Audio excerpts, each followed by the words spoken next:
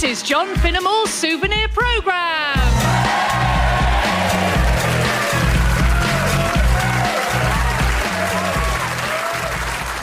Hey, how'd you find it? Well, you know, not too bad. I answered all the questions anyway. How about you? Yeah, all right. I guess the last one a bit, but basically all right. What did you put for question 2? Oh, the coefficient of friction one. Well, I tried resolving the forces vertically and I got something like W equals 0.2 T over X to the power of 10, but I think I should have substituted for T and solved for X. What did you put? 6. 6? Yeah. 6 what? Just 6. Just a number 6. Right, OK. What was you thinking there? Well, my thinking was that the answer was 6. I can't exactly remember why now, but I definitely thought that. Why, are you fairly sure about your thingy with the vertical thing? Well, I don't know for sure. Well, let's ask Lizzie. Lizzie? Yeah? Yeah, what did you put for question 2? Question 2? Let me think. Yeah, I did a drawing of a sea lion. Did you? Yeah, sea lion in a little hat. Why? What did you put? Well, we put different things, but not a sea lion and a little hat. You're sure it wasn't about the coefficient of friction between a cone and a plane? Would the answer to that be a sea lion in a little hat? Probably not. Then I don't think so. But let's ask Steve. Steve? Yeah? Question 2, what did you put? Question 2, a sea lion in a hat. A little hat? Well, medium-sized. Yeah, but small for the sea Oh, lion. yeah. Oh, I thought so. Yeah, but, right, you see, I put quite a complicated value for W in terms of T and X, and Luke here put 6. Yeah, on the hat. What? Well, sorry, I took drawing a sea lion in a hat for granted. I thought you meant what number did I put on the hat? Yeah, 6 on the hat, that's right. But then, none of this makes any sense. Unless... Oh. What? Well, unless this is all a dream, and I'm not sitting exams at all. In fact, I'm 43 now. And I'm just worried because I've got that presentation to do tomorrow, and I haven't really prepared. No, this is real. Yeah. I can't believe you didn't put a sea lion in a hat.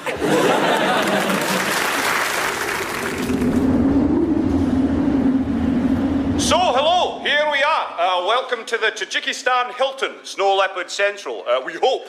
1 cave, 2 men, 2 sleeping bags, 1 camera. Well, 2 counting this one. All we need now is a big white pussycat. And here we have the good doctor, Dr. Jonathan Culliford of Oxford University, no less. Hello. Who I first had the pleasure to meet, 5 hours ago? About that, yes. Still, plenty of time now to get to know each other. Aye, 6 months of it. We'll know each other better than their own wives do by then. Yes. Actually, I'm not married. Oh, well, there we are. That's the sort of thing we'll find out. So, for now, from Leopard Villas, goodbye. So. Well, it's rather nice in a way, isn't it? I had no radio, no TV, nothing to do all day but watch those mountains and talk to one another. True enough. So, for instance, how did you first become fascinated with the snow leopard? What, me? Oh, the beasties leave me cold, I'm afraid. But you know, for a cameraman, a big wildlife docu's about the best gig you can get. Well, why are you a big leopard guy, are you? Well, yes, I suppose so. I spent more or less my whole life studying them, so yes. All right, well, I admire that. Oh, and I admire you, too. Oh, right, a little mutual appreciation society we've got. Yes.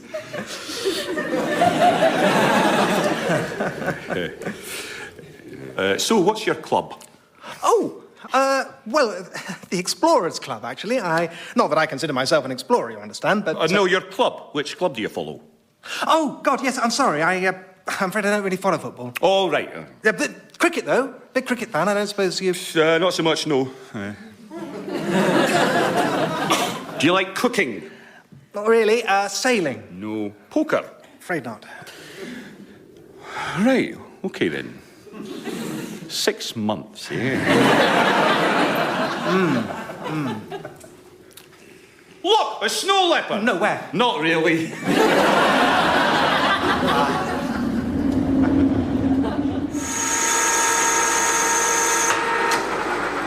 Here we go, sir. Is 1 key enough? I can cut you a second for half the price. No, 1's enough, thanks. Oh, before I go... Yes, sir. Sorry, I've always wondered, why do you guys always sell trophies? Oh, these? Yeah, I mean, you know, what is it about keys and trophies that go together? I mean, it's not like you use the same machine or anything, is it? No. But, well, take you, for instance, sir. Yeah? Well, I bet you've been meaning to get that key cut for a while, haven't you? Yeah, I have actually. How did you know? Oh, it's the same for everyone, sir. It's never an urgent job, it just nags away at you. Only you kept forgetting, or you didn't have time. That's right, yeah. And that little job sat at the back of your mind. You barely noticed it, but there it was. Another way in which you were inefficient and disorganised, not a proper grown-up. Exactly, yeah. But today, sir, you've done it. You've done that job. Well done, sir. Very well done. Oh. Thank you. Well done. Maybe you should get yourself a trophy. Sorry, what? Just a little one. I got around to it. Yeah, I don't think so. Are you sure, sir? You have done really well today. Don't you think you owe yourself a little trophy? Yeah, not really. I mean, well, you know, it's not the same if you buy it for yourself, is it? Oh, that's a funny thing, sir. It is. It's exactly the same. You earned it, now you've got it. Who cares who gave it to you? The important thing is, you did really, really well, and you've got a trophy. All right, I'll take it. Good for you, sir. That'll be 12 quid. And now, let me present you with your trophy. Well done, sir. Very well done. That was nice. I like that. I thought you would, sir. Do you know what? I bet there's a few more of these you qualify for. I finally learnt my internet banking ID, and now I don't have to keep looking it up. I was going to buy a packet of crisps, then I didn't. I am of above average height. Go on, then. I'll take them all. Good choice, sir. Well done.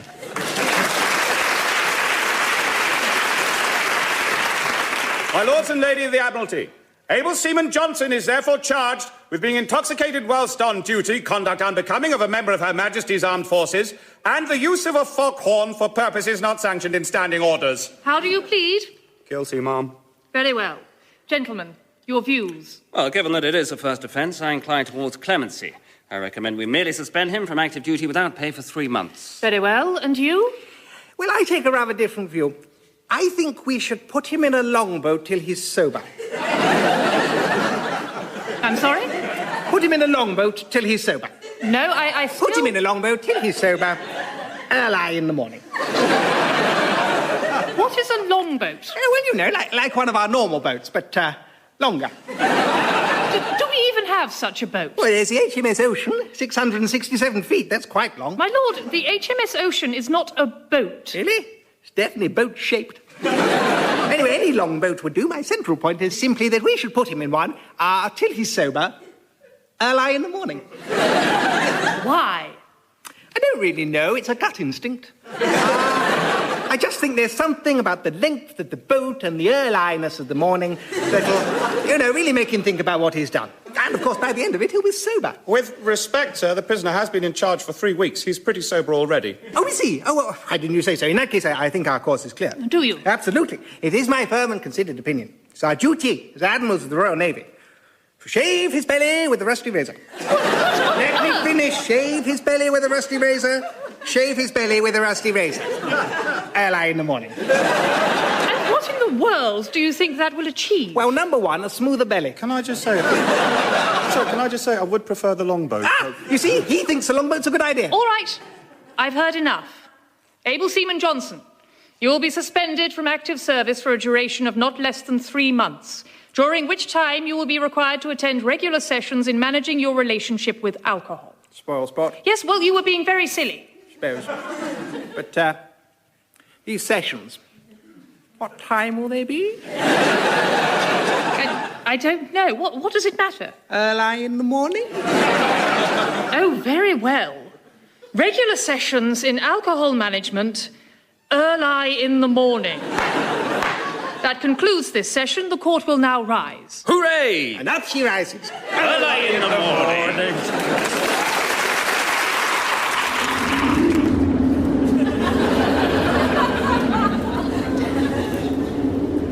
Seen any yet? Any what? Any snow leopards? No. I would definitely tell you if I saw one. I know, just my little joke. Yes. Oh, I know. I can't believe I didn't think of it before. Wine. I bet you know all about wine. See, I know a wee bit myself. Pal of mine runs a vineyard in Australia. He's told me all about your tannins and your terroirs. No? Sorry. You don't like it or just don't know about it? Because I could teach you, maybe. Teetotal. All right. Sorry. Chess? No. Fishing? No. Art? No.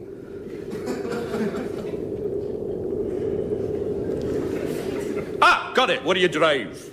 You're not going to like this. All right, Prius or something. Is it big old Volvo? Yeah, it's worse. I actually don't have a car, just a bike. A bike? I love bikes. What you got? Oh, terrific. Well, look, I've got two, actually. I've got a fairly ordinary Trek for road cycling, but I also ride a Cervelo frame on fulcrum wheels, and you were probably talking about motorbikes, yes? Aye. Yeah, and you don't have a pedal bike. My daughter's got one. Oh, yes, and do you know what sort? I think it's called a glitter bug. Sorry, she's 8. Right. Any kids yourself? No. Gay, actually. Oh, right. My sister's gay. Oh, yes. How's she finding it? Fine. Good.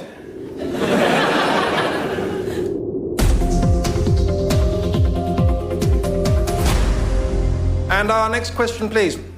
How should we deal with that incredibly complex thing that everybody wants solved, but all the possible solutions to which make some people very angry? Philip Sutton, Shadow Minister for Shipping and Shopping. Well, our stance on this is very clear. We want to see a national debate on the subject. A national debate. Absolutely. This is a pressing question and the people should really buckle down to sorting it out. Everyone should stop what they're doing, turn to the person next to them and just argue the hell out of it until the answer becomes clear. But isn't that what the people elect politicians to do? No. They elect us to tell them when the national debate begins. And it begins when I say go. Go. Anne McAllister, third-party spokesman for Things That Face West. Well, I'm sorry, but I think it's high time we did something about this issue, specifically argued about it. What we need is a national debate. Yeah, I said that already. No, I mean a proper national debate. Everyone in Britain needs to compare diaries, find a day we can all do, then meet up, perhaps somewhere conveniently near the middle, like Nottingham, get round one really big table, and thrash this thing out. Yeah, but how can we thrash it out when the various camps are so intractably opposed? That's exactly the sort of tough question the general public should be asking each other. But well, I'm asking you it now. I don't want to interrupt the national debate. Right. Well, let me turn now to Mark Gillard, the Minister of Sound.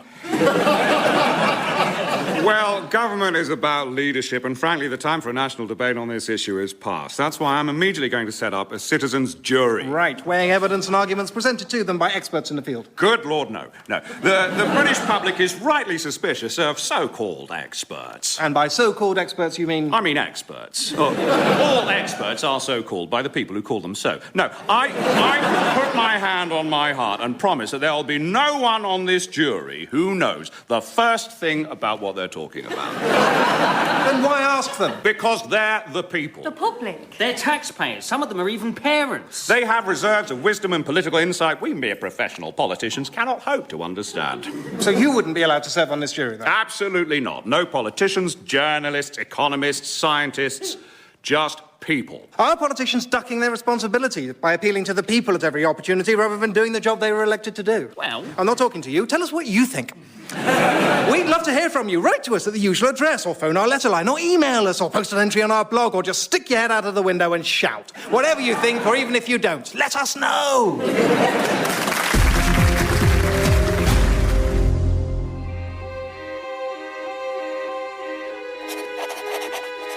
Cavendish Square, 4th of October, 1885. Sir, although it is evident we are men of widely differing tastes and habits, circumstances ordain that we must share these chambers. Let us at least do so in civil fashion. Therefore, sir, I insist upon your cooperation in the following matters. You are most welcome to read my books, but pray replace the volumes after perusal, rather than leaving them harum scarum about the chamber. My scientific apparatus is both delicate and costly, and you must regard it as entirely without your bounds. And foodstuffs, sir, are not to be consumed, and certainly not to be smeared upon the fixtures and fittings. There are sundry other matters I would wish to raise, but these are the most compelling. Yours sincerely, Dr. Henry Jekyll. Dear Dr. Fat Ass, go stick your head in a pig. I will do what I like, and if you don't like it, that is good, because I do not like you. I have smashed up all your science stuff, and if you buy more science stuff, I will smash that too. I hope you do, because I like smashing. I am a smasher. Love and kisses, Edward Hyde. Sir, this is wanton vandalism. I bitterly regret that our circumstances make it impractical for me to present you a bill for the damage. And the sketches you have scrawled on the fly leaves of my encyclopedia are not merely in the worst possible taste, but anatomically extremely implausible. If you will not respect our home, you will please at least respect our body. We both have to live in it, you realise, and as a lifelong member of the Temperance Society, I deeply resent getting your hangovers. H. Jekyll. Dear Walrus Face, sod off. I will do what I like with our body. It should just be my body anyway. I look amazing in it. You make it look stupid and fat. And don't tell me what to do. If I want to have fun, I will have fun. And I do want to have fun because fun is fun. Oh, I've had an idea. And because I've had it, I will do it, because that's what I'm like, Ed. You've shaved our moustache off! I can't believe you've shaved our moustache off! Also, you killed that costermonger. You go too far this time, sir. You believe I have no sanctions against you, but I have locked myself in my room. And I have before me a quart of bad Rhenish wine. Prepare, sir, to sample your own medicine, H.J. Call that a drink? I drink drinks like that before I start drinking. Give it up, Dr. Stupidhead. There's nothing you can do to stop me, so don't even try. Now I'm going to wee in your hat. Sir, I present the compliments of my learned colleague, Dr. Stanford Harrison. Dr. Harrison is a pioneer of new surgical advances in the procedure known as vasectomy. The word may be new to you. Allow me to explain it by means of the following emendation to one of your own drawings. Don't think I won't do it. H.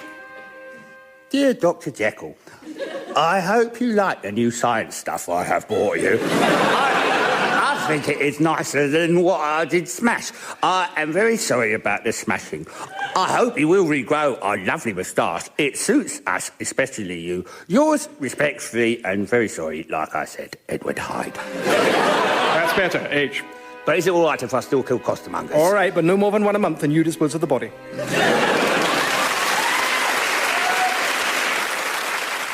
OK. I want you to listen very carefully and tell me if I've got this right.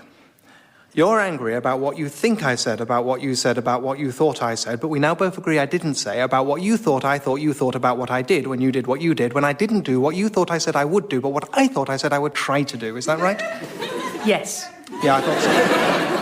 Well, I didn't say that. Yes, you did. You said you couldn't believe I said what I said about what I thought you said, but which we do agree you didn't say, because you thought I said what I said, not because you didn't do what you said you'd do, but because you said you'd do it. And that makes me feel that you feel that I feel that you don't feel what I feel. You know I feel you feel I feel what you feel. Yes, but I don't feel you know I know that, and that's why I said what I said. What did you say? That sometimes I think you're a little over-analytical. Bollocks.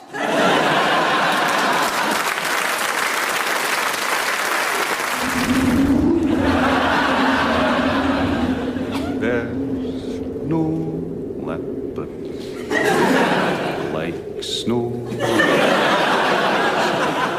No leopards I know. Please. What? Just, sorry, but please don't sing that anymore. Right, fine. So, if we ever see any, you'll be doing the voiceover for this, will you? Oh, no, gosh, no. No, David Attenborough will. Oh, of course. I suppose you're a big fan of his, are you? Yes, of course. Why, are you not? Oh, no, I am. Of course I am. Everyone loves Attenborough, don't they? Oh, yes, they do, yes. I mean, he's achieved so much. Aye? Although... Aye? Well, personally speaking, I've never quite understood why he still voices shows now he's retired from fieldwork. Aye, exactly. It should be you. Not me. Of course it should be you. You're the one actually out here freezing your nads off waiting for his precious snow leopard. Where's he? Home in bed, I should think. Exactly. Well, I mean, we could send him any old thing. He'd never know. Tell you what we should do. We should just get ourselves an ordinary leopard and Tipex him. Yes. Yes. Or we could find an albino serval and do potato prints on him. Yeah. Well, we should just not send him any footage, tell him he can only talk over stuff he's filmed himself. Yes, here in Surrey, I can see out of the window the breathtaking sight of, probably a starling or something. Oh, it's gone now. Meanwhile, we've captured rare footage of the awesome sight of my cat licking his ass. It's by evolving strategies like these that the humble domestic feline has, over the millennia, managed to keep his arse so clean. And his breath so bad.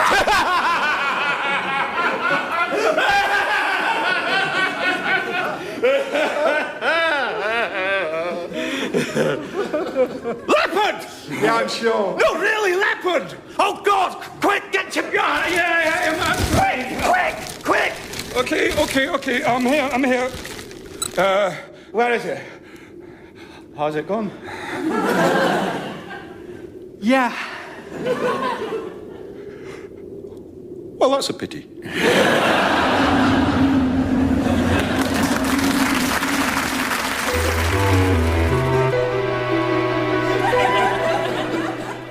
Well, since you ask me for a tale of mystery, there is one queer incident that may intrigue you.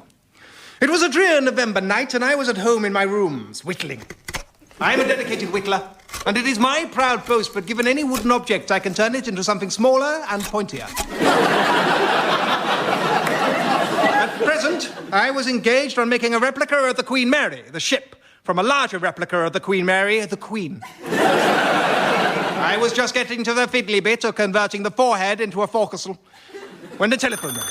I answered it and heard the unexpected voice of my old friend, Henry Quoop. I say, Finnemore. Said he. I told you he had an unexpected voice. You're by way of being a connoisseur of the strange and unexplained, aren't you? Indeed I am, I acknowledge, stroking the three-headed cat which lay on my knee. Purring, yawning, and doing a crossword.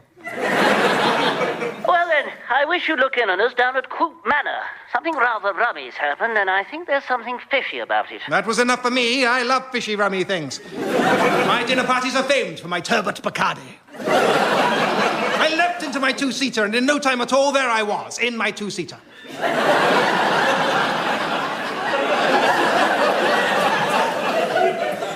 In some time at all, however, I arrived at Quoop Manor. I was met in the stately entrance hall by the butler, Gardner. You will find the young master in the drawing room. He intoned, thereby ruining a perfectly good game of hide-and-seek. Ah, there you are, Finnemore. Said Quoop as I helped him out of the grandfather clock. I don't believe you've met my sister, Charlotte. I looked at her. She had sharp, intelligent eyes set in a sharp, intelligent face. Hello, Mr. Strange Man. All in front of a blunt, stupid brain.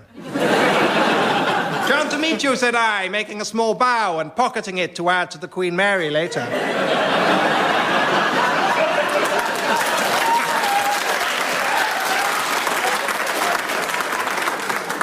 Now then, Quoop, what's this rum business of yours? Daddy gone a bye-bye. My sister is quite correct, said Quoop. Father has gone a bye-bye. 3 days ago, he went into the little cottage he built himself to practice the accordion in, and no one's seen him since. Suddenly, a ghastly noise rent the air. It was my cat, who wanted, reading from right to left, feeding, stroking, and a 9-letter word for unachievable. Quoop rang the bell for the maid, who was too short to reach it. I took the opportunity to question her. So, Alice, no one's been in the cottage since Sir Samuel disappeared? Oh, no, sir. Only Sir Samuel has the key, which he keeps at all times in a lead-lined safe, to which only he has the key, which he swallows every morning. And every evening? I try not to speculate, sir. There was nothing for it but to break into the cottage.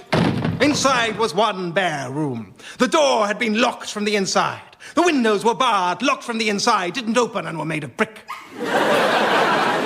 All the books were chained to the shelf, save one, open on the table at a page entitled How to Secure a Room from the Inside. All the boxes had been ticked.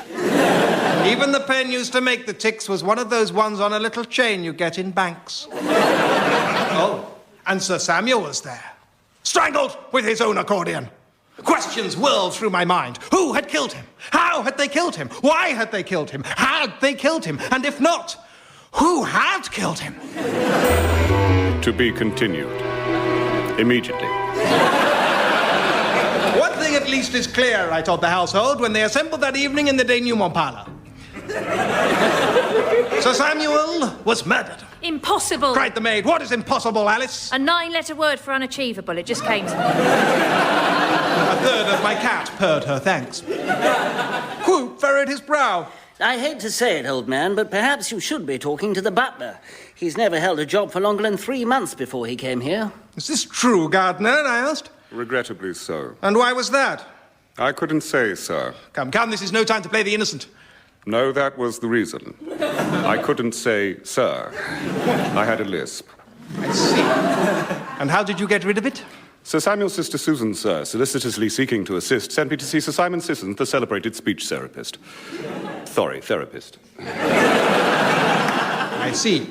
Who, then, was the murderer? The victim's son, my old friend? His daughter, the half-wit? His butler with the thainful thickwit? Or his maid? The maid? Or was there someone else? Someone I hadn't dreamt of suspecting up to now, but who had been staring me in the face the whole time? I checked and there wasn't. So I went with the maid. Curse you, Finnemore. Cried the maid, her face a mask of fury. Yes, I did it. And you found me out with your devilish detective trick of asking if it was me. Charlotte looked puzzled. But how naughty bad maid you go kill Daddy with cottage all Loctite snugglewug? What? How did she get into the cottage? Aha! She didn't. You told me, Coop, that your father built the cottage himself. What I foolishly forgot to ask you was, when? Why, I don't know. Just before he went into it, I suppose. It certainly wasn't here last week. Precisely. The fact is, Sir Samuel didn't build that cottage. The maid strangled him and built a locked cottage around the body. It's the second oldest trick in the book, just after got your nose. Later that evening, Quoop and I sat on the terrace smoking our cigars and watching as the butler hanged the maid. Oh, jolly good work, Finnemore. But I still don't understand how you knew it was her. Well, it has been well said that every master criminal, however brilliant, makes one crucial mistake. She was no exception to the rule. What was her mistake? Impossible is not a 9-letter word. Good night.